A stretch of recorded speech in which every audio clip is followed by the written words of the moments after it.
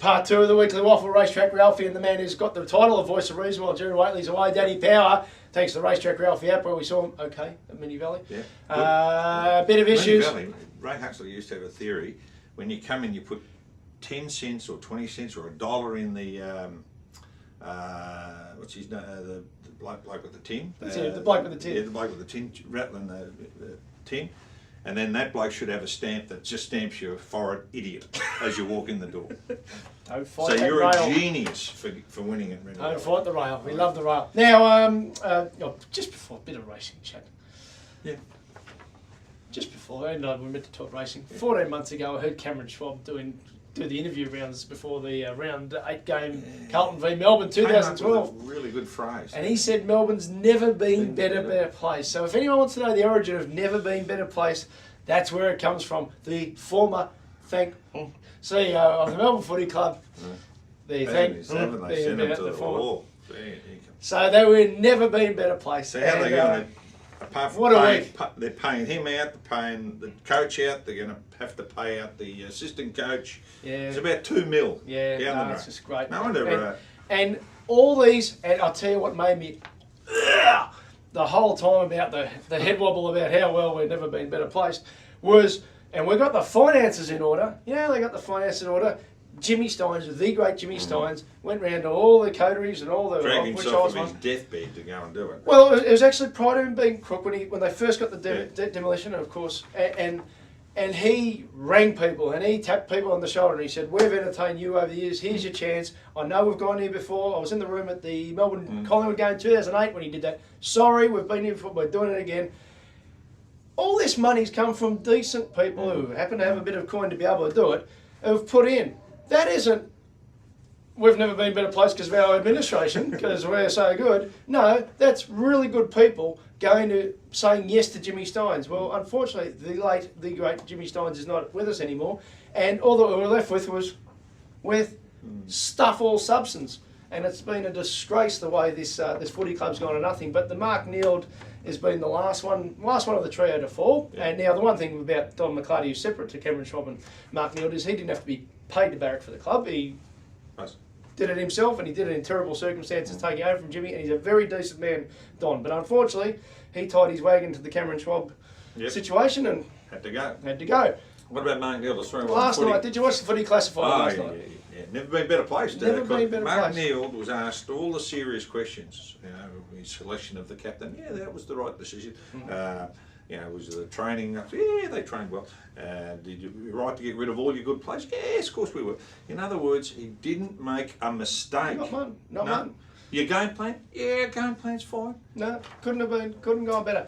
Mo, do you think putting two kids as captains who basically had to actually take their play lunch still to...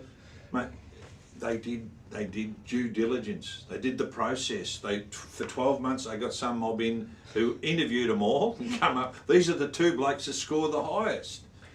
My daughter is teaching. Yes. She's teaching English at school. She did Year 8 English. She's teaching Year 8 English. No. Yeah. You don't pass, and she passed the teacher's test. So she's a very good teacher, I might add, but she's bluffing her way through English. Round 1 for the Melbourne Coterie, because I never get paid by the club, never would. But they asked me to MC their coterie. Now there's a fantastic organisation who I was a member of for a long time. Guest in the room is Jack Trengrove. Now I interviewed Jack Trengrove. I understood from that interview, from that chat, which is off the record, so I won't say anything that he actually said. But I thought, wow, what an impressive man. What a super duper impressive man. No wonder he impressed everyone with his leadership skills. And I also thought, I'm 44, I shouldn't be twice the age of a club captain. You're a kid. Too much pressure on the kid. And Too much pressure. It was just, but the knock-on effect of what, and even Mark Neild has said that last night in his interview when he stuck him by, yes, we did the right thing. What Mark Neild, I think, I'm not a football expert, but I'm a football media expert. I've never seen anyone so understand less about the bigger picture of what you are as a figurehead of your club.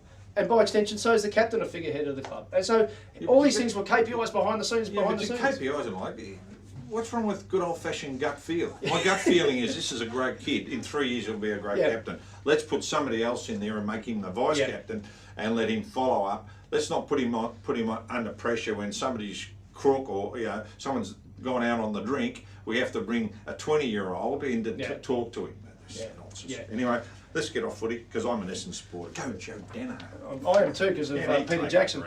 Right. And just finally, Mark Neal, what really gets 3-year deal. So that he thinks, and that by his interview last night proves it, that meant the first 2 years of his deal, he could be run a the club. disgrace. The club could be insipid, the club could be uncompetitive, the club could be unentertaining. It's okay, he had a 3-year deal for the first 2 years, they could be crap. No, Mark, you didn't have that right to run the club in the ground. No. Racing. What? Royal Ascot. Royal Ascot. What can you tell me?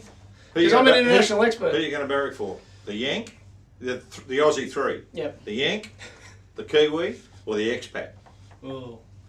The Yank, Animal Kingdom, they've turned him into an Aussie horse. Through good marketing by Arafil, well done, because he's an all-American boy, but he's wearing an Akubra now, and he's going out for Aussie. You did declare that gear change? Gear change to Akubra.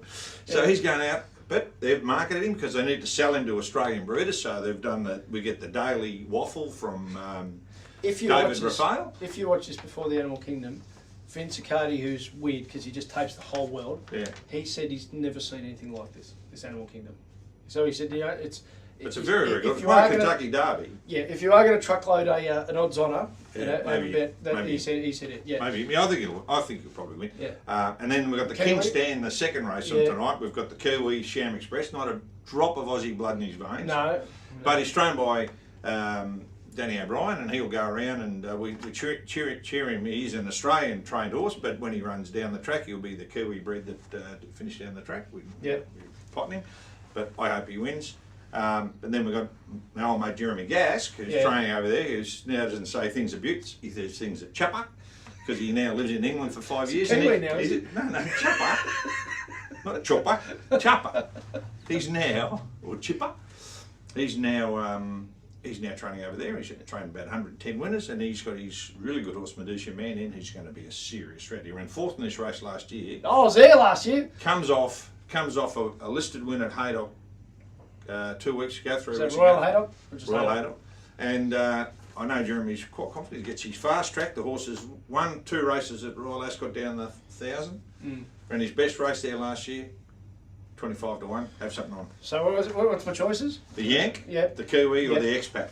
None of which will change my life one iota, so I couldn't give a shit. No, we've got to cheer him on. Okay, the Aussies, go Aussie. Go Aussie. Hey, with Animal Kingdom, here's the thing. Now, John Massara's title is? Chief of everything in racing. Yes, yes, but Chair of Racing New South Wales. Well, he's chairman of the racing. Racing New South Wales, but he's also breeding. So he's also breeding, man. Yeah, but Arafil. Is he going to bring Animal Kingdom back to contest the Cox Plate? Because won't it be fantastic for Australian racing to have a superstar on the world stage come back to Australian racing? And surely the chairman of Racing New South Wales could think of nothing better than to bring a champion international horse back to Australia, win a Cox Plate, and really get racing on the front pages for the right reasons. No, he's going to stand at Arafil Stud and serve 100 mares. Well, there you go. Yeah, that's it. That's the weekly waffle. Hopefully we can find you some winners this week. Benny Perkins too, he's got the Brisbane stuff, might introduce some Adelaide stuff too. So enjoy. Bye.